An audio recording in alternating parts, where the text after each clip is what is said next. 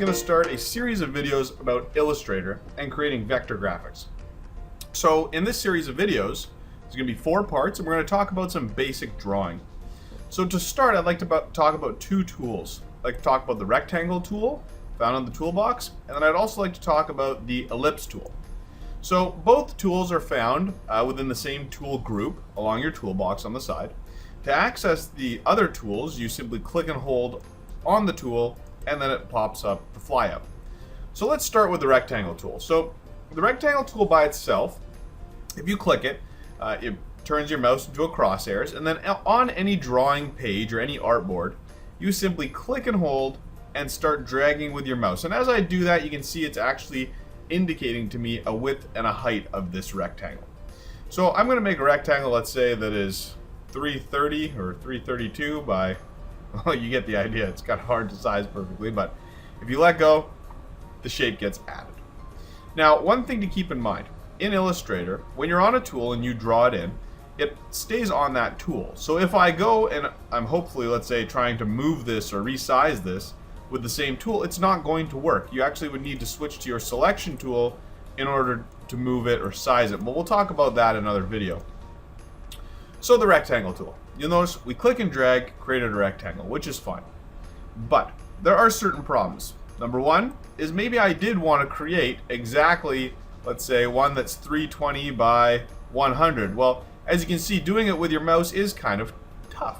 So what we can do instead is with the rectangle tool, I can just click on my artboard anywhere, and it pops up a dialog box, at which point I can put in the dimensions that I would like. I'm just going to go 300 by 100 for sake of example. Now, my current settings are a web drawing, that's why these units are in pixels. Depending on the drawing, it'll be in inches, pixels, whatever you'd want to use. You could override it, and in that dialog box, let me just click and activate it again.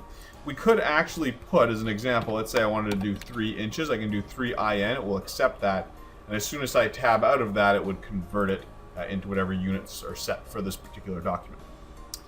Okay, couple other ones.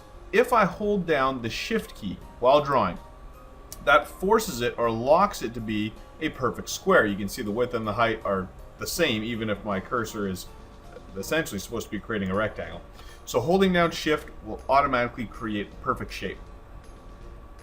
Other ones that we have, if I hold down the Alt key, you'll actually see my cursor changes. Okay, my cursor's changed. It's made like these little corners around my cursor. Well, what this means is that I could draw a shape from the center point outwards, not a top corner. So you see, if I'm holding Alt and I drag out, it creates the shape from the center. And of course, when I let go, it creates the shape.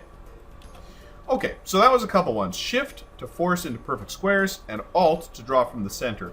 And you can, of course, if you're thinking it, you can combine both of them, and that's going to create a perfect, in this case, square from the center.